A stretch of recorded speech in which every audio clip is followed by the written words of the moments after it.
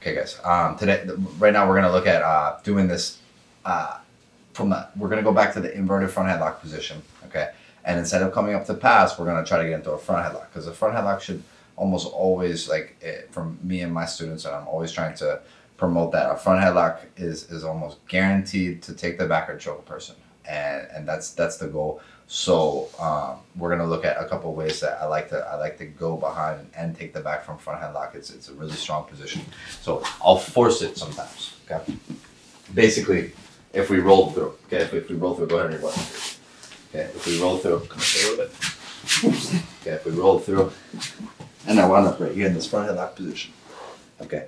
If I didn't want to come up necessarily or look for a choke too much, a lot of times I bring my hands together into a ball and socket grip. Okay, this ball and socket is gonna keep him pretty well in place. Okay, and I'm gonna do the same kind of bridging motion and start to come up into the guy. Okay, so I'm gonna start to bridge and come up into the guy.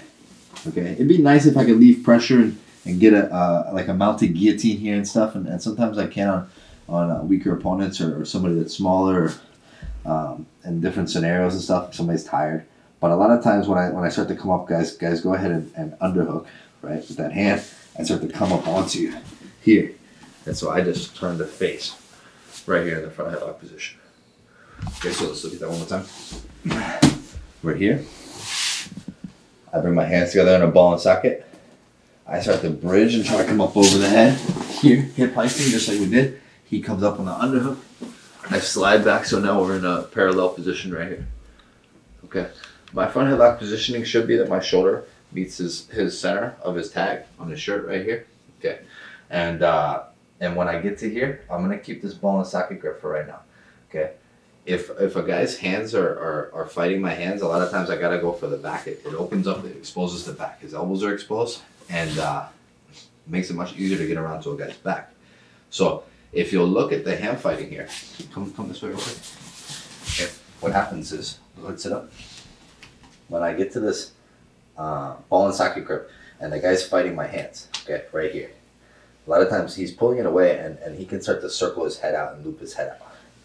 Okay, so when I'm here, okay, I bring my hands together, and I'll do this off of the chin strap and elbow as well. When he starts to fight the chin strap here, okay, and pull it away to loop his head out. I bring my hands to my ball and socket like this, and I pull my hands in like this in the ball and socket. Okay, and then I'm just gonna flip my hands to a gable grip. Okay, so what happens is I'm in a ball and socket like this, and I flip my hands, flare, and switch to a gable. Okay, so from here to here. So from here, as he's fighting the hands, I loop through and switch to the gable. Come like that. Okay. My shoulder should be in a center line, and I'd be up on my toes. Okay. Taking a page out of Brandon McCaffrey's book, I'm drawing a line of pressure from my shoulder here to this foot right here. Okay. So this is where my line of pressure is going through. Okay. So I'll even turn that hip just slightly, because if my hip is square, that means my weight is right here. If I turn, my weight is right here in the center. Can you come up just a little bit here? Okay, so here. Now, the gable grip is going to help me out, because what happens is I have this palm up. The one that's coming through the underhook is palm up. I'm going to be using that to pull my elbow. Pull my elbow in. Okay, so here, when I circle, I'm going to circle in this direction. I'm going to pull my elbow to my own hip. So here, this pulls his bicep to his throat or his ear, okay? And my gable grip is used as like a lever to pull my elbow in. A lot of times if he's flaring his elbows pretty strong, flare your elbows. Here, it's hard for me to just use my hands to do this. Okay, it's hard for me to use my hands to just do this. So I circle as I do it. Here. Okay, this creates a lot of pressure here. Again, that arm to face pressure.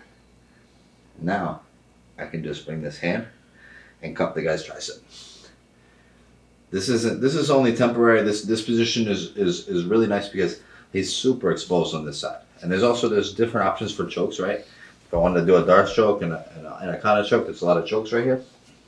But all I'm going to do is I'm going to assume that he's going to start to flare or bring his hand out. And as I do, I step this foot up nice and close. I turn my knee in to trap his tricep. My head switches to this side. My shoulder line is off of his tag now. I bring my far hand to loop through to the guy's thigh for like a spiral ride. Okay. And I'll open it up onto his thigh. Okay. As I do, I shift, and I'm right here in this position, ready to take the guys back on turtle. Okay. So again, from the inverted front headlock, we're ready. Okay. I'm going to bring my hands together to this ball and socket. Okay. I can also maybe just come up. Okay. But ball and socket. Bridge. Come up into him like I'm going for a guillotine. Start the film coming up. And I square up with the guy. Here. Okay. I'm going to switch to my Gable grip here. Okay, my hands go from this ball and socket to this Gable with my palm up. Here. Okay, my head is facing this side, my shoulders on the center line, and I'm up off my toes.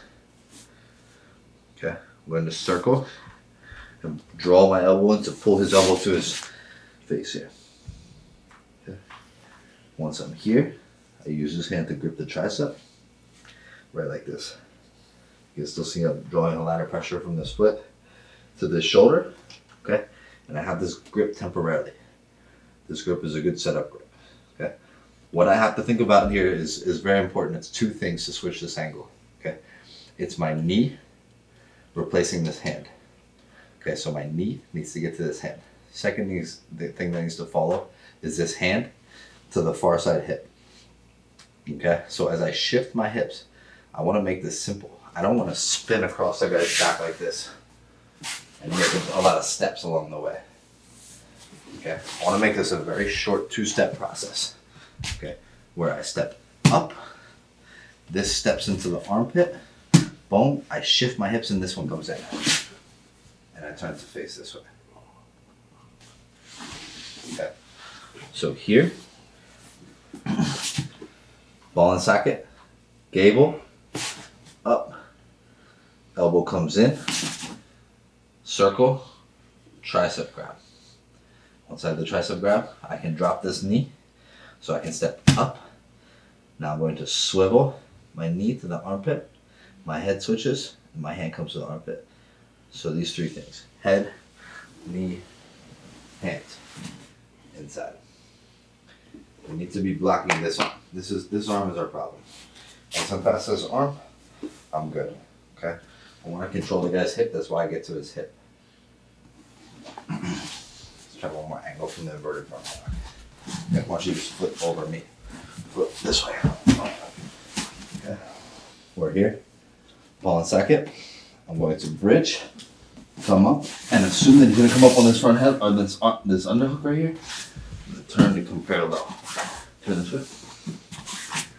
Okay. I make for my Gable grip. Shoulder center line. I'm up on my toes. I'm going to circle, tuck the elbow in, grip the tricep. Okay, now this is the step with my knee in. This knee comes here.